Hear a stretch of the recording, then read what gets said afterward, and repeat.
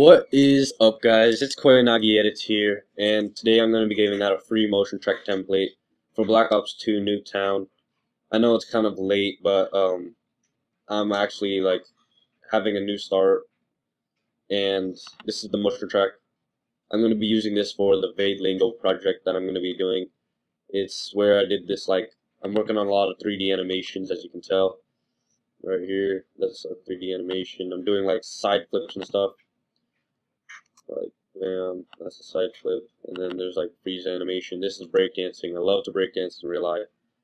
I used Captain Price in that one, but today I'm gonna be speaking of this KoyanagiEdits thing, motion track. So yeah, this is gonna be your text. This is not gonna be like the motion track I'm giving this video. Here. Let's just start.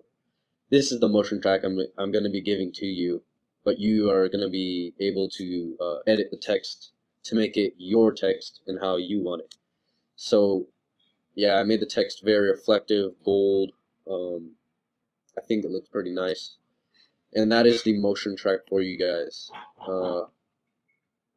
It has lots of shadows, pretty in-depth, and color correction I think makes it look a lot better.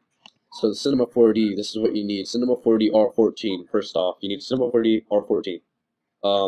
Cinema 4D R13 is, or any Cinema 4D lower than R14 will most likely not work for this motion track. So for those with R13, R12, and whatnot, we'll need to upgrade, I believe, because that will save you some time in the process before you guys download this the zip files on my media file in the description. So in the description you'll find this link or something similar to that leading to this folder, this Black Ops 2 NukeTown motion track folder. It will have these two zip files in there, and what you need to do is click on them and then you need to download. This MT sequence is 110.82 megabytes because of how I recorded the cinematic. The cinematic I recorded at one of the slowest paces possible to get as many frames as I could in this cinematic, so I could make the text stay in one place as best as I could. And as you could tell from the motion track, it looked really clean, nice. The text didn't jitter like crazy or anything like that. It stayed perfectly still, and yeah, so that's how it. That's why it's that's why it's such a big file. And then next you need to download this NukeTown motion track. It's only, now the motion trackers don't think it's like a virus or anything. It's my Cinema 4D files. I just labeled it motion trackers because that's what this is basically about, motion tracking, 3D motion tracking text. And yeah, so if you want the files, this is where it is. It's only 1.66 megabytes, which is very small. You can download that in a couple seconds, and then download it to your desktop or to your downloads folder. But I have it on my desktop. What you need to do is double click it, and then it will pop out this folder with the same label and everything, but without the .zip, and it will look like this. Or if you have Windows, it would look a little different. And then when you double click it, it will have all these photos. It's like a photo sequence. That's what it basically is. And that's the first step to getting the motion track. And then the next step is double clicking. Okay, actually I'll just download it right now just to make things more clear. My internet is really slow, to be honest, so oh crap. Yeah. Just wait here. Yeah, this is gonna take a couple seconds. Alright, Jason, I'm done. And then what you need to do is open up this right here, unarchive it, and that's basically, yeah. Oh crap. Yeah, right here. That's where it is. So NukeTown motion trackers. Okay. It'll open up this folder, and that is what you need. So Koyanagi. And it's, yeah, okay. So next thing you need to do is double click this, and it will open up your Cinema 4D R14, and this is what it will look like. I believe you won't have a background there. What you need to do to get the background is click on this material right here. It looks like this. It looks like the map, basically. And then you need to double click it, click color, click texture, click load image, and go to your empty sequence. Go to empty sequence. So it's on my desktop. Empty sequence. Double click that, and you need to go to your first image. First image. It will have like 0, 0, 0, 0, 0, 0, and that's what you need. Click on that. Click open. Click no. Click this tab right here. It should say user, your name, desktop, and then yeah. Click on this tab. Click animation. Click calculate. Now you should have a moving cinematic in Cinema 4D. Now that's the first step to getting the background and to actually make it move. So I basically showed you 2 steps already. That's great. Yay. So more text. Now you need to know how to change the text. I'm gonna double click this red dot right here by the sphere to make the sphere disappear, and just to show you a better view of what I'm doing. Mode text. Click on mode text and go to object if it's not already on object. Click highlight this right here, delete it, and change it to your text, basically, like whatever you want. So yeah, whatever you want.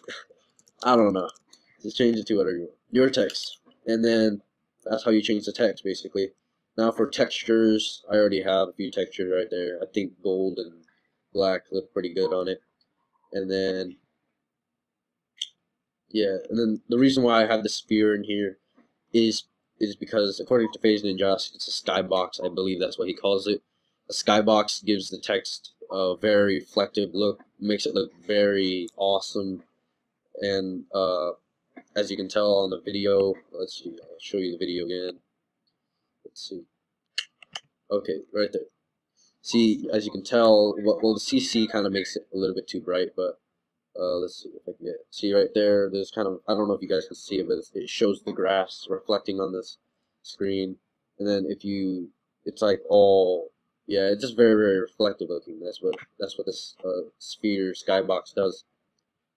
And that's why you need it. So don't delete anything in here. The light is very important because it creates shadows on here. See, watch, like, see, it shows your shadows right there, right?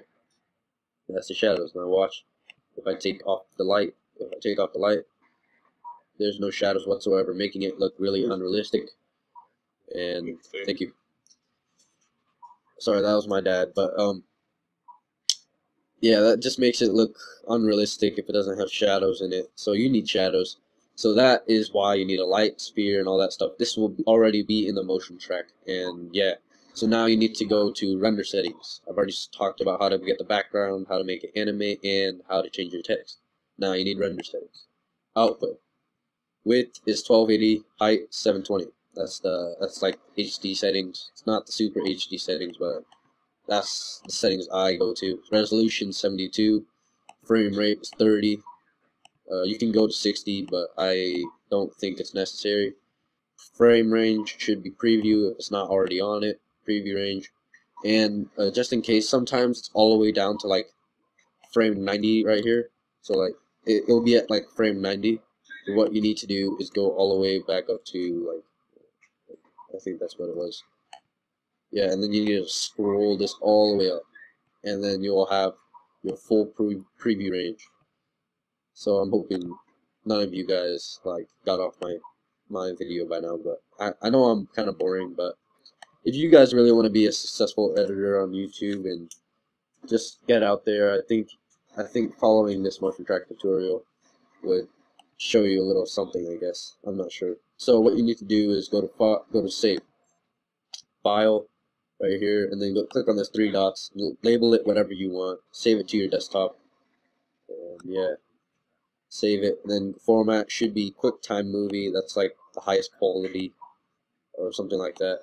Many people put this at animation. I put it at H.264 because that's YouTube's compression settings. And yeah, that's why I put it at H.264. I don't know why I do that, but I just do. I think it gives it faster render timing, I'm not sure. But frames per second, put it at 30. Keyframe every 30 frames, it really doesn't matter. According to Phase Ninjas, quality, put it at best, click OK. Now multipass anti-aliasing, put it on geometry. On anti-aliasing, go put it on geometry or best. I put it at geometry because I use a 2010 4-year-old 4 gigabyte computer. No, not 4 gigabyte. Yeah, 4 gigabyte RAM computer. It's really slow when rendering things now. As you can tell, it's 4 years old since I've said it already, and that's why I put it at geometry instead of best. So if you have a slow computer, put it at geometry. If you have a really good high quality computer, put it at best. So options, blurriness. Originally it should be like this. Let me set it back to its original settings before I even start the motion track. So the options, originally it should be, looks like this. What you need to do is check off blurriness. Ray depth, highlight that, delete it, click 6. Put in 6, highlight, delete, go to reflection depth. I can't speak. Alright, go to reflection depth, delete the 6 that's there, like that, and then click and put in 3. Shadow depth, it should be at 15, and put it at 6. Some people say that it might tone down the quality, but as you can tell from the motion track, that it looked really nice still. I don't see anything wrong with it, and yeah, the preview just looked really nice in my opinion. And then you need ambient occlusion checked on. Those are my render settings. And now you need to add to render queue. Don't click on this picture viewer thingy. Click on render, add to render queue. I'm gonna click no, but you guys should click yes, because I don't want to ruin. If I click yes, I don't want to ruin the project for you guys or anything, just in case. So I'm gonna click no. You click yes. And I already did this before, but I had like a failed attempt at trying to teach you guys this. I'm sorry if this video is kind of long, but if you guys want to learn how to change the text and how to do everything correctly, you need to follow this tutorial. And I'm sorry if I'm boring or whatever, but that's just, like, I don't know how else to make this thing fun, you know what I'm saying? It's like, really, all I'm doing is teaching you how to change my motion track into what you want. And yeah, so now you need to get out of that, exit out of that thing, and then you need to open up the NukeTown tracker thing again. Now the next motion track is edits motion track. So double click this, and it should open this. Now, just in case if it's a black background, double click this material that looks like the map, click on color, click on texture, load image, click the first image, click open, no, click on that tab, animation, calculate. As you can tell, I kind of done this a few times. I made a few motion tracks, but never really released them because never had time to explain how to change text, how to do all this funky stuff. So you go to mode text. Now that you have the background and that it's animated to move and stuff, you need to go to mode text, click on object. If it's not already on object, go to text, change it to, okay, I'll go to the right there. Alright, go to your text, put your text in there, make sure it's all capitalized, and then yeah, that's how you really change your text. And now the sphere is also there, so if you want to get rid of that, you just double tap this red thing and click off this thing for a while, and then turn it back on. But yeah, that's really it. And then you need to go to render settings. Go to output 1 to 80, height 720, frame rate 30, frame range. Put it at preview range, and then scroll this all the way up just in case. Like scroll this all the way up just in case, and then save. Click these 3 dots, save it wherever you want. QuickTime Movie, options, H.264, or animation, doesn't really matter. Frames per second, 30. Make sure alpha channel is checked. Alpha channel, very important. Geometry, or best. Options, blurriness check off, ray depth 6, reflection depth 3, shadow depth 6. You can turn on ambient occlusion, but that will, yeah, and then you need to add to render queue. I'm going to click no, you should click yes, and now you have this thing. Oh, and it should say error. and that means you're just missing a few textures, I believe. I'm not sure. I put some textures on here, and that it really doesn't matter. And then what you need to do is and after you like did that to all the motion track files, you need to go to jobs, start rendering overnight, and then you'll have all your renders done overnight. So now we're done with Cinema 4D, really. Click no, no, and then yeah, you do that with the rest of the motion tracks, basically. All the same process. Rinse and whatever.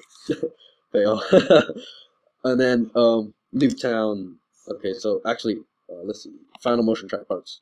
Now that you have all of the motion track parts, why is this over here? Okay, I don't know. Well, this is all the motion track parts rendered out. So Koyanagi, this is what it looks like originally. But then, as you can tell, like there's no text right here. There's no edits. And then when you go to the edits motion track, there's no Koyanagi or anything in here. That's because you need masking. You need to do some Adobe After Effects masking. See, and then there's no Koyanagi edits or anything. It's gonna go to Lingo. See, you need to mask it out. It's a very, very long process. Like I said, 3D animating I love to do, but it's very, very time consuming, and I need an Elgato HD PVR because and as you can, I'm hoping you can see that because that's some really sick reflective text right there. See, all right. Now you have all the final motion track parts all rendered out overnight. You need to go to final motion track. Oh wait, I gotta upload that to NukeTown motion track. I gotta upload that to MediaFire, but it will be in the download description and stuff like that. But open up Adobe After Effects, and this is Adobe After Effects CS5. So CS6 and above can use it. CS4, I'm sorry if you guys have that, but I don't use CS4. I just stuck with CS5, and I have an old 2010 MacBook Pro, which is stuck at like update 10.6.8. And you need 10 point, watch, like about this Mac, see version 10.6.8, and you need like 10.8 or something like that to get Adobe After Effects CS6, and I can't upgrade. So I'm stuck with this until I can make some money and get a new computer. Alright, so after this is open, yeah, it's kind of slow, I know. So what you need to do is open up this. Again, I'm sorry if this tutorial is really long, but it's a very informative. If that's how you could, if that's the correct term, it's very informative on how to edit my motion track, how to mask and put them all together, and whatnot. So now, see, you'll have something like this. That's because you need to replace the footage file. So right click on your mouse to bring up this thing right here, replace footage file. Now you need to go to desktop, final motion track parts, or wherever you have the motion track parts. I just put them all in a folder to organize myself, kind of. As you can tell, my desktop has a ton of crap all over it, and I need to clean up my computer. But okay, so yeah, after you find the parts, you need to click on this. You need to click on the correct parts to this motion track. See this KoyanagiEdits. That's the first part. Open. And now, 3 previous missing items have been found. I don't think that will happen with you guys, but you do the exact same thing for these other three motion tracks. And then here's the motion track part. So, and what you need to do for this first motion track thing, let's see. Okay, I'm hoping this will already be in there. You might need to replace the file right here to this one right here. But you go into this final motion track composition, and as you can tell, I already put my color correction on there. And I don't know you guys want that, but what you want to do is check that layer off. This is the layer with the color correction on it. Oh, and the black bars. Yeah, the letterbox right here. So I'm going to take these off real quick. And here's the letterbox. That's the box I use for black bars. Boom. So yeah, that's, and then basically I'll already have your masking done for you, so I made that job easier. And see, the mask like moves over, and then there's this motion, there's this one right here where I like put it, I had to mask that onto the next film, and then that's basically it. That is how you mask, really, I guess. This is the motion tracking template for you guys. I'm hoping that you like this tutorial, I guess you could say. If you want me to teach you how to motion track stuff my way, well, technically it's not my way, since Phase Ninjas helped a lot. He has like a 1 hour long freaking motion track video. It's freaking ridiculous. But I had an hour open to watch that video, and yeah, I watched the video really.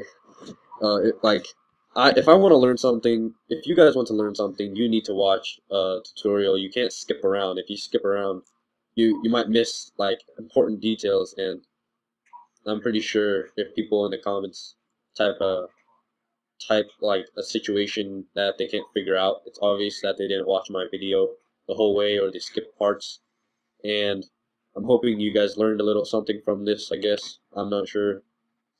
A lot of stuff. And if you have any tutorial requests from me, I'm not really sure if there really is any tutorials that I can teach that's not already out there. I'm not sure. I have different ways of 3D animating, I guess. Like, I animate everything handmade, Cinema 4D, like this looking up animation right here. That looks, see, it looks so out of place, but like the second you put color correction on it, it looks incredible. And like this side flip animation, and then like, yeah, it's just really nice, I guess. What I didn't like about this, I was still learning how to fix the mesh on these characters. I couldn't figure out this weird, like right here in this general area, I couldn't figure out how to fix that until like a week or so later. But when I put color correction on it, that area darkened, and like barely anybody could see it. But that's the amazing thing about color correction, and that's why I love it so much. And I'm giving this motion track out because I have very little subscribers to get, because I'm just starting. I'm like just starting and everything, and yeah,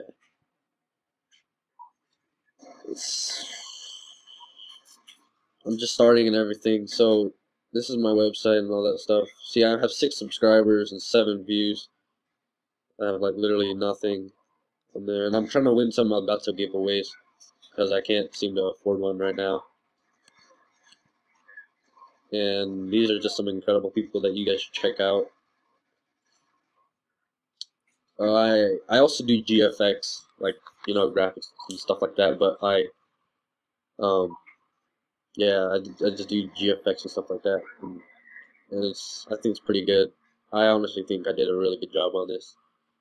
And you can follow me on Twitter, subscribe to me, please. Like this video, it really does help me a lot to grow. I know, like, I really want a new computer. I really want to get in this partnership right here. I think Baker's Tuts is part of this partnership program. I'm not sure. I don't remember where I found this partnership program. I remember finding it from some editor, though, that has a really good amount of subs. But I want to be a part of this partnership program, because I get like 80% of the profit, I think, is what if I read that correctly. 80% of the profit, they get like 20%. And I think it's really nice because it's for gaming like partnerships and stuff like that, entertainment and all that stuff. And these guys actually will protect my channel, just in case if it gets like, if someone tries to flag my channel and like crap happens, this partnership program will protect me, I guess. So I'm hoping you like this tutorial, this free motion track. And if you guys have any tutorial requests or questions and answers, I am willing to answer them. Just comment below what you guys want next and whatnot. I don't know if you guys really want anything, but yeah. I guess until the next time I make a tutorial or next edit or voice talkie thingy, whatever you want to call it, like a commentary. I think that's what you call it, commentary. And I guess until next time, peace out.